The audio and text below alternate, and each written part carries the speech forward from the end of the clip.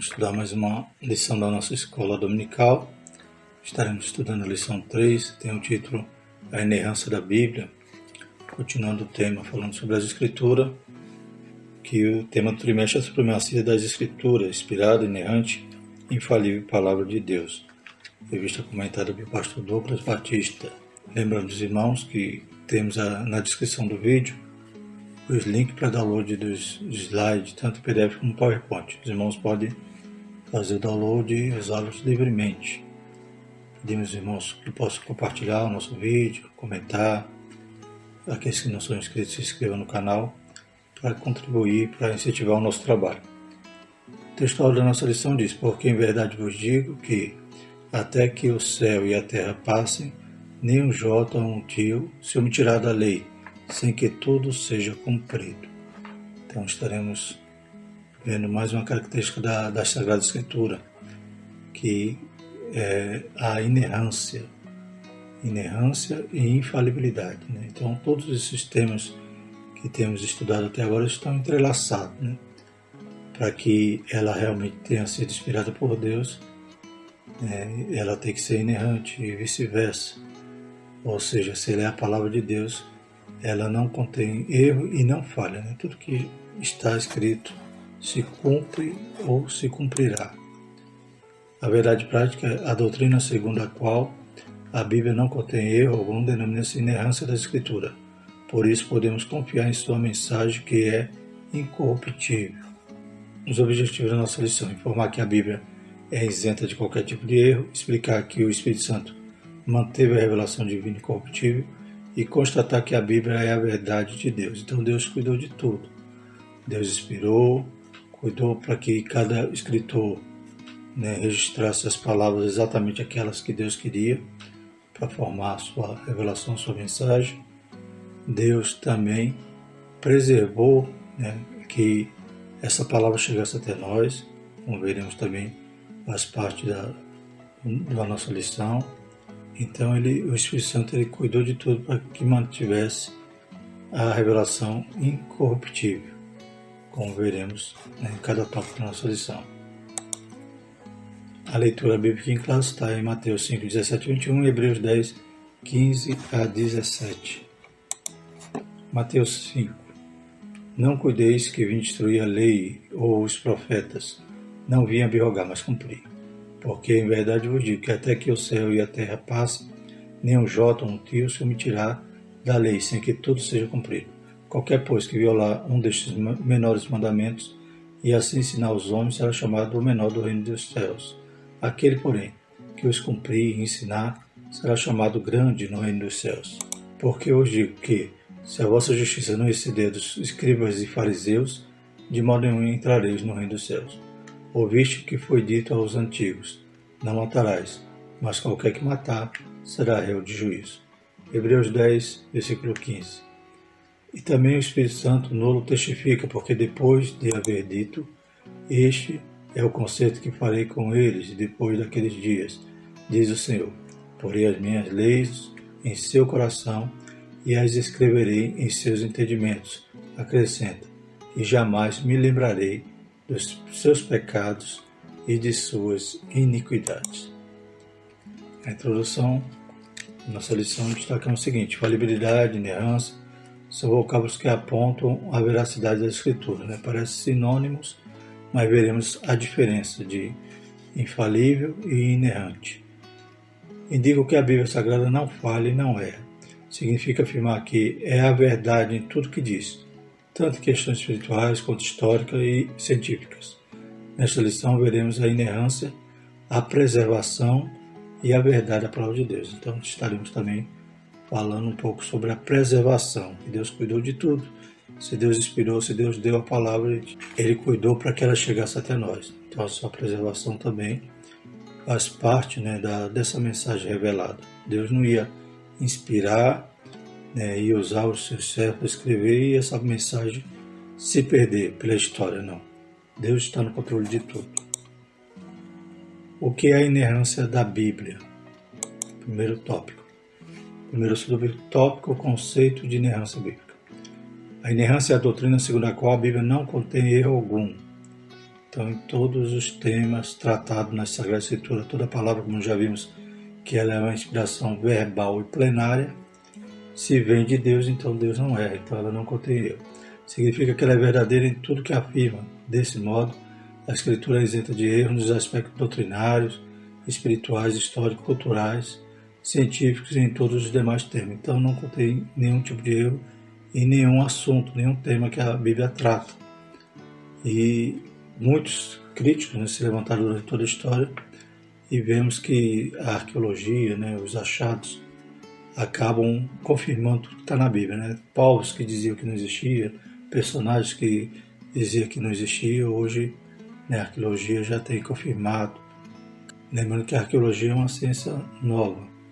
Então, nesse pouco tempo que a arqueologia bíblica tem se desenvolvido, muitos são os personagens bíblicos já confirmados. Não só a arqueologia bíblica, a arqueologia geral tem encontrado evidências e confirmado que a Bíblia tinha razão. Então, aquele que dizia que não existia, que passava de lenda, hoje é confirmado, como Davi, como o próprio Herodes, Pilatos, tudo isso já tem achados arqueológicos que confirmam a existência desses personagens da Bíblia. O argumento é irrefutável, Deus não pode errar, e como a Bíblia é divinamente inspirada, ela não pode conter erros. Assim sendo, a inerrância, a infalibilidade e a inspiração estão entrelaçadas. Então uma coisa depende da outra. Ao crermos que ela é inspirada, cremos que ela é infalível e inerrante, porque a inspiração proveio de Deus. Ou seja, como estudamos na lição passada, Deus soprou, e os homens inspirados por Deus escreveram a palavra, conforme Deus desejava. Então Deus inspirou e se veio de Deus, a fonte é Deus, então ela é inerrante e é infalível. Nesse sentido, nossa declaração de fé professa que a Bíblia é a nossa única fonte de autoridade, a inerrante, infalível, completa e inspirada palavra de Deus. Então, nenhum outro registro, nenhum outro revelação há escrita que possa invocar alguma autoridade semelhante à da Bíblia. Então, a Bíblia é a única regra de fé e prática, ela é infalível e inerrante. A lei do Senhor é perfeita e refrigera a alma, o testemunho do Senhor é fiel e dá sabedoria aos simples. Salmo 19, versículo 7. Segundo o subtópico, a Bíblia reivindica a sua inerrância. O termo inerrância não aparece na Bíblia, mas a ideia está presente nas páginas do texto sagrado. No livro de Provérbios está escrito que toda palavra de Deus é pura. Provérbios 35. O salmista afirma que a palavra do Senhor é provada. Salmo 18:30. Samuel assegura que o caminho de Deus é perfeito e a palavra do Senhor refinada. Então todos esses termos se reportam a um termo hebraico que significa essa pureza, que ela é confiável, é como se ela passou pelo fogo e passou pelo crivo do fogo e foi confirmada. Ela é inerrante e a própria Bíblia explica a Bíblia, ou seja, ela mesmo avoca essa característica, essa prerrogativa que ela tem de ser inerrante. Cristo atestou a inerrância ao afirmar que nem um jota ou um tio são retirados da lei. O Senhor igualmente ratificou que a Escritura não pode ser anulada e que a palavra é a verdade. Então, lá em João 10:35 e João 17:17 temos esses textos que afirmam que a palavra é verdade. Santifica-os na tua verdade, a tua palavra é verdade. João 17:17. E nesse texto, em João 10:35, diz que as Escrituras não podem ser anuladas. Também temos em outra tradução que a Escritura é infalível. Essas declarações indicam que a Bíblia é plenamente confiável, sem nenhuma falsidade ou equívoco. Terceiro subtópico, a infalibilidade e a inerrância da Bíblia. O vocábulo infalível indica que não pode nem consegue falhar. Em relação à Bíblia, significa que as suas palavras hão de se cumprir cabalmente. Então, tudo que já havia sido profetizado, por exemplo, a respeito do nascimento de Jesus, se cumpriu cabalmente. Todas as profecias sobre os impérios mundiais se cumpriram. Então a palavra de Deus é infalível. E tudo que falta se cumprir, se cumprirá. A gente vê os sinais também se cumprindo hoje. E estamos na iminência agora de uma ocorrência maravilhosa que aguardamos ansiosamente, que é o arrebatamento da igreja. Então a palavra é infalível. Tudo passa os céus e a terra, mas a palavra não passa. Por causa da etimologia, os termos inerrância e infalibilidade são por vezes confundidos como sinônimo. Não obstante, outros afirmam que a Bíblia é somente falível quanto à sua mensagem salvífica e não a consideram como inerrante. Então parece sinônimo, mas não é. No caso, inerrância quer dizer que ela não contém erro. Então tudo que ela fala é verdade. Infalibilidade a gente viu que ela não vai falhar. Então tudo que está escrito, ela nem pode e nem consegue falhar. Vai se cumprir cabalmente. Alguns críticos da Bíblia vão dizer, como foi citado aqui, que ela é infalível só no que tange a salvação, a mensagem salvífica. E considero que ela pode conter erro em outras áreas, mas isso é errado. Se a gente crê que ela proveio de Deus, foi inspirada por Deus, ela não pode conter erro. Por isso preferimos o uso de ambos os termos. Isto é, cremos e ensinamos que a Bíblia é infalível, capaz de falhar e é igualmente inerrante, livre de erro. Negar essas verdades é acreditar de sua autoridade e inspiração divina. Então, se duvidar que a Bíblia é inerrante e infalível, estaremos duvidando também da origem, da sua fonte, ou da inspiração que veio de Deus. O Espírito Santo preservou as Escrituras. Aí na imagem tem aí os manuscritos do Mar Morto, sendo exposto em Israel. Então a gente vai falar um pouquinho sobre esse achado, demonstrando como Deus preservou as Escrituras. Os manuscritos autógrafos. Os manuscritos originais são chamados de autógrafos, são os textos com a grafia do próprio punho do autor bíblico ou de seu escrevente. Então esses autógrafos são os originais. É claro que a maneira como ele foi registrado, o material, é claro que não há mais. Ele se desgastou com o tempo, sumiu. Mas o que hoje nós temos, como veremos mais à frente, são as cópias. Eu, Paulo, de minha própria mão escrevi, eu pagarei, para te não dizer que ainda mesmo em ti propriamente deves. Então, aqui a carta de Paulo a Filemão, ele citando que ele de própria mão escreveu. Em algumas outras cartas, ele usou algum escrevente, mas aqui ele estava escrevendo e destacando isso a Filemão, que o carinho que ele estava tendo ali a Onésimo e ele mesmo fazendo esses pedidos pessoalmente. Porém, então, essa carta nós não temos o original. Vamos ter algum manuscrito, alguma cópia. Então, não um manuscrito autógrafo. Como veremos à frente, a gente teremos os apógrafos. No próximo slide estaremos falando sobre isso. Neles foram primeiramente registradas as palavras inspiradas pelo Espírito Santo. Cremos que a inerrância da Escritura pertence a esse documento e que as cópias fiéis desse manuscrito preservaram a exatidão dos originais. Então nós cremos que a inspiração, que a inerrância consta no autógrafo, ou seja, quando Deus deu a palavra, deu o perfeito. Agora, como sabemos que hoje nós não temos esses autógrafos, temos as cópias das cópias. Essas cópias só passam a ter essa característica de inerrância quando é uma cópia fiel, uma cópia com exatidão dos originais. Veremos mais à frente a respeito da preservação, como Deus cuida disso. O Espírito Santo providencialmente manteve a revelação divina incorruptível. Fora essa compreensão, a Bíblia não seria fonte de autoridade. Então os manuscritos originais receberam direto de Deus, inspiração, e eles registraram. Agora vamos falar sobre os manuscritos apógrafos. Então os autógrafos nós não temos mais devido à capacidade de preservação dos materiais que foram escritos. Mas nós temos os apógrafos, as cópias dos manuscritos originais, são chamados de apógrafos. Atualmente existe cerca de 25 mil cópias dos manuscritos bíblicos, a maioria deles em hebraico, grego e latim. Só do Novo Testamento em grego nós temos mais de 5 mil cópias.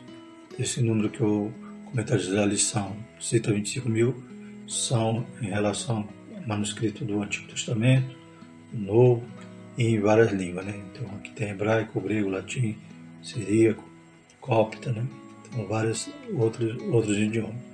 Os escribas judeus transcreveram os originais do Antigo Testamento com precisão milimétrica, e as inúmeras cópias do manuscrito do Novo Testamento também afiançam a credibilidade desses escritos. Então, os escribas judeus, né, havia toda a cerimônia para fazer para copiarem, né, usavam materiais específicos para os pergaminhos, tinta especial, né, segundo a tradição eles citavam palavra por palavra em voz alta. Quando iam escrever, né, o nome de Deus, eles se purificavam. Então havia todo o rito, né, toda a preocupação, e havia quantidade de colunas, de linhas, e tudo isso era seguido à risca. E o Novo Testamento a gente vê também o grande número de cópias, ou seja, percebemos a preocupação, né, da comunidade cristã de ter aquelas cópias, de distribuir para as igrejas, e essas cópias então são em grande quantidade.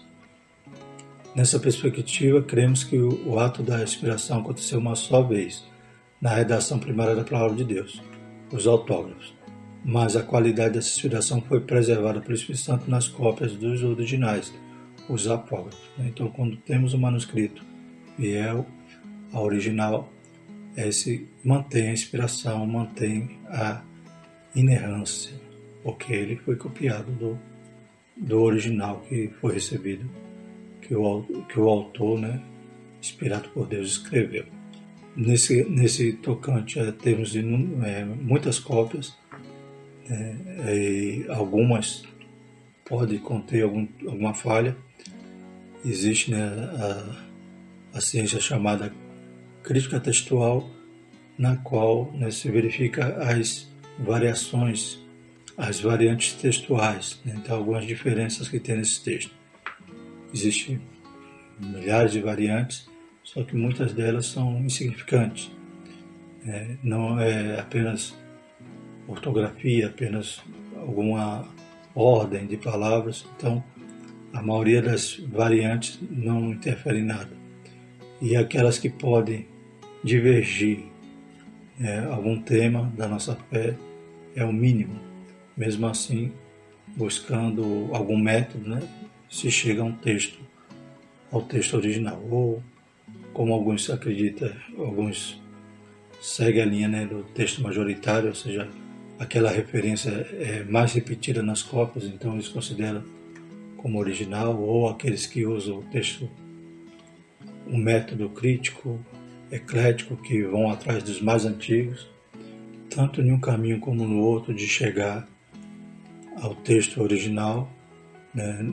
Nesse cruzamento a gente chega a ver que a diferença é mínima.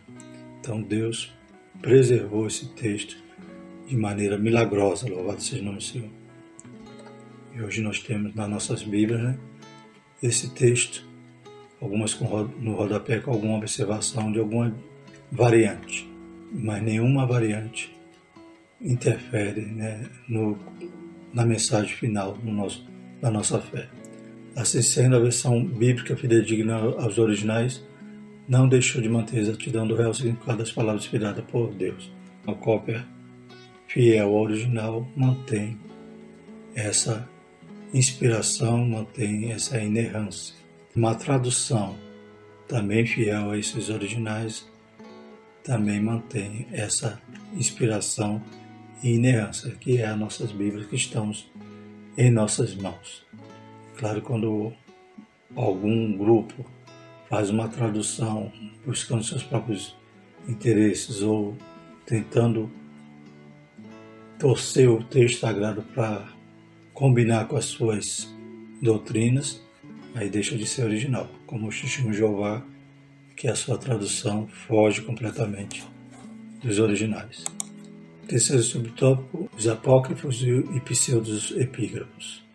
Nossa declaração de fé assegura que os manuscritos apócrifos escondidos, tais como Tobias, Judite, Macabeus, Baruque e outros, apresentam erros, anacronismo, né, ou erros cronológicos, doutrinas falsas e práticas divergentes da Escritura, a exemplo da oração pelos mortos. Então, esses textos chamados apócrifos, que a Igreja Católica aceitou, que a Igreja Católica inclui na sua Bíblia, né, diferente da Bíblia hebraica, que não contém, o canon hebraico não contém esses livros, mas ele seguindo a linha da Septuaginta, quando foi traduzida, né, os textos hebraicos para o grego, e essa tradução incorporou alguns outros textos, algumas outras literaturas, muitas delas produzidas no período interbíblico, e acontece que a Igreja Católica segue, então, mais ou menos o que está na Septuaginta, não todo. Mas nós protestantes seguimos o canon hebraico, o que os judeus então já tinha sido aceito amplamente como inspirado, já nos dias de Jesus. A gente vai ver mais à frente que Jesus cita, né, esses conjuntos de livros e compõe ali a Tanakh, que é a Bíblia hebraica. O nosso Antigo Testamento é fiel a esse grupo, a esse canon hebraico. Por isso que não contém esses livros apócrifos. Além desses livros, a Igreja Católica ainda incluiu alguns acréscimos, né? Daniel, Esther, por exemplo, que numa Bíblia Católica, por exemplo, temos aqui no livro de Esther, tem aqui uma nota de São Jerônimo, né? O tradutor da Vulgata Latina. Diz o seguinte: o que segue encontrei no texto grego, depois da passagem onde se lê Mardoqueu se retirou e fez o que Esther pedia. E não existe no texto hebraico, nem em tradutor algum. Então o próprio Jerônimo declara que esses acréscimos ele colocou, mas seguindo a Septuaginta e não os textos hebraicos. Também em Daniel, capítulo 13, que não há na nossa Bíblia, que é um acréscimo apócrifo, vai dizer o seguinte: no fim do capítulo 12, a tradução latina de São Jerônimo introduz a seguinte nota: seguimos aqui o texto de Daniel em hebraico. O que segue até o fim da obra foi traduzido segundo a edição grega de Teodosião. De fato, a história de Susana e de Bel não se encontra na Bíblia hebraica. A gente vê que parece que o próprio Jerônimo tinha alguma objeção no acréscimo desses livros, como acontece também com esses apócrifos. Há também os pseudos epígrafos. Quais são esses? São os falsos escritos, dentre eles a Assunção de Moisés, o Apocalipse de Pedro, foram produzidos por autores anônimos e espúrios, que atribuíram devidamente sua autoria a profeta e apóstolo. Então aqui temos textos que o escritor colocou no título, que era de Pedro, ou que era de Enoque, mas escreveu em período posterior, ou seja, quando esses supostos autores já tinham morrido, então nos séculos seguintes. Então a gente chama esses livros de pseudoepígrafo, ou seja, a autoria é falsa, Então aquele texto já começa falso pelo autor. Então, se já o autor já é falso, imagine o conteúdo. Então não é também incluído no canon da nossa Bíblia protestante. Na Bíblia dos judeus, atestada por Jesus como lei, profetas e escritos, não faziam parte os livros apócrifos, nem os pseudos epígrafos. Então, quando Jesus disse que a lei, os profetas e os escritos falam sobre ele, então esses textos que era conhecido a Bíblia hebraica da época, já os 39 livros que nós conhecemos, é claro que lá em outro número de livros, porque tem alguns livros agrupados, mas o mesmo conteúdo dos nossos 39 livros do Antigo Testamento não continha, desde a época de Jesus, não continha esses livros apócrifos nem os pseudos epígrafos. Por essa razão, eles não integram o canon bíblico protestante. Desta forma, não reconhecemos a autoridade desses livros, por não serem inspirados pelo Espírito Santo. Há livros nesse meio, claro que são históricos, são importantes para o estudo, como Macabeus, por exemplo, mas não são inspirados e não eram reconhecidos nem pelos hebreus, nem no canon hebraico e nem na Bíblia protestante. Terceiro tópico da nossa lição: a verdade nas Escrituras. Primeiro subtópico: a Bíblia é a verdade plena. Então, se ela é inerrante, se não contém erro, ela é a verdade. O termo verdade do hebraico, emet, significa que é confiável e correto. O vocábulo grego aletheia tem o sentido de real e fidedigno. Nas Escrituras corresponde à realidade exata dos fatos, em concordância com o pensamento de Deus. Então nós queremos que ela é uma verdade absoluta, Nós cremos que toda a Bíblia a palavra de Deus. Então, nisto contém a verdade, como Jesus mesmo disse, né? A tua palavra é a verdade. A Bíblia ensina que Deus é a verdade. João 14,6, Romanos 3,4. E sua palavra também é verdade. João 17,17. O escritor aos Hebreus declara que é impossível que Deus minta. Hebreus 6,18. E Paulo ratifica que Deus não pode mentir. Então, o Tito 1,2 está dizendo: em esperança da vida eterna, a qual Deus, que não pode mentir, prometeu antes dos tempos dos séculos. Em vista disso, cremos que a palavra de Deus possui autoridade. Mateus 5, 17, 18. E deve ser obedecida acima de qualquer autoridade humana. Então, vamos ler Mateus 15, 5 e 6. Mas vós dizeis: qualquer que disser ao pai ou à mãe, é oferta ao Senhor o que poderias aproveitar de mim, esse não precisa honrar nem o seu pai nem a sua mãe. E assim invalidaste pela vossa tradição o mandamento de Deus.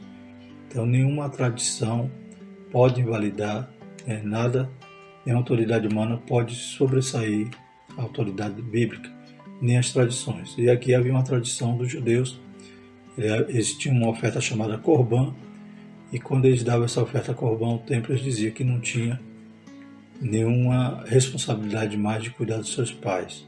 Então, na nova versão transformadora, deixa bem claro o texto, dizendo assim: em vez disso, vocês ensinam que, se alguém disser a seus pais: sinto muito, mas não posso ajudá-lo, jurei entregar como oferta a Deus aquilo que eu teria dado a vocês.